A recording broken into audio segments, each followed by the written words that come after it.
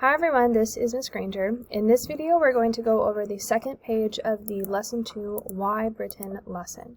You should have already done this first part of the lesson on the first page, so now we're focusing on the back. We're going to look at the particular reasons that the Industrial Revolution started in Britain. You'll see that we have a very nice looking graphic organizer with just that question in the middle. You'll also see then six kind of different sections coming off of the middle. So each of them has a gray box and each of them has a white circle. So in the gray box, you're going to be writing the reason that the Industrial Revolution started in Britain, and in the circle, you're going to be drawing a picture that represents that reason. Let's get started. Let's start in this top left section right here. So in the gray box, let's write our first reason that the Industrial Revolution started in Britain, and that was because of population growth. You're going to draw a picture of population growth and what that looks like to you in this circle here. Pause the video and do that now. So what you're going to do now is write at least two facts or two pieces of information that you learn about the topic. One fact will go here after this arrow, and one fact will go here after the second arrow. So let's talk about population growth during the Industrial Revolution. So we know that until 1750, the population in Britain was really only about 11 million people. And of that 11 million people, the majority of them lived in villages or small towns. And they really depended on agriculture or food production for their living. By 1850, 100 years later, the population had actually grown to about 21 million. And of that, about 50% of those people lived in cities, something that didn't really even exist as we know it. Half the people really lived there, and over 40% of the workforce was employed in factories. And we'll talk about factories in another lesson.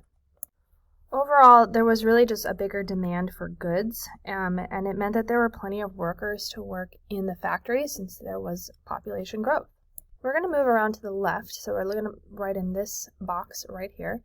So another reason that the Industrial Revolution started in Britain was of its expansion in overseas trade.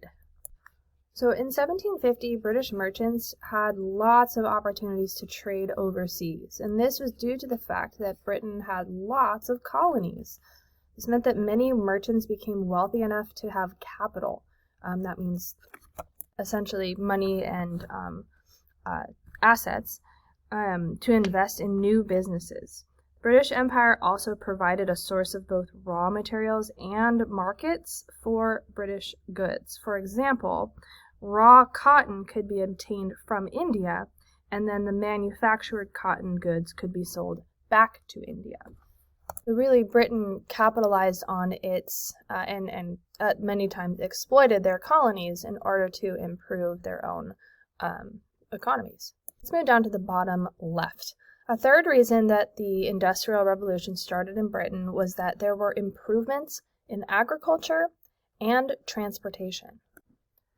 So there was an agricultural revolution in Britain that had already increased the amount of food that farmers could produce. And this was really important because it meant that there was enough food for all the people who were being populated, the growing population, particularly in the towns. And people in towns really couldn't produce food because they were living in a town. Farm workers were also paid more, so they had money to spend on goods produced by other new industries. Transportation, it became a lot easier to transport goods around Britain, and this was due to improvements in roads and rivers and the building of canals. Canals are waterways that aren't man-made. This allowed raw materials such as coal and iron to be moved more easily around the country, and that also made them cheaper. These goods then made it to wider markets and therefore made even more money. And really, this easier transportation also allowed for the traveling of ideas. Let's move on to this bottom right section.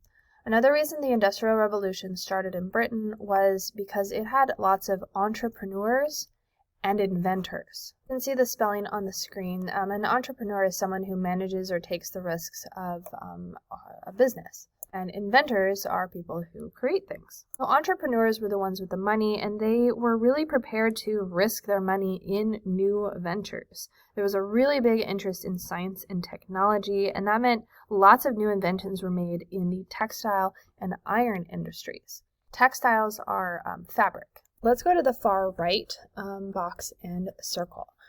Another reason that the Industrial Revolution started in Britain was that Britain was at peace. This means they didn't have any really big wars or political conflicts, and so that really allowed other industries and other parts of life to thrive. It allowed the British to pursue other economic activities, and it allowed trade to flourish between Britain and its colonies. And our last information here in the top right, our last reason that the Industrial Revolution started in Britain was that Britain, the physical landscape, provided lots of raw materials. One material that was abundant in Britain was iron. Iron was used to build machines, it was used to build railways, all sorts of machinery.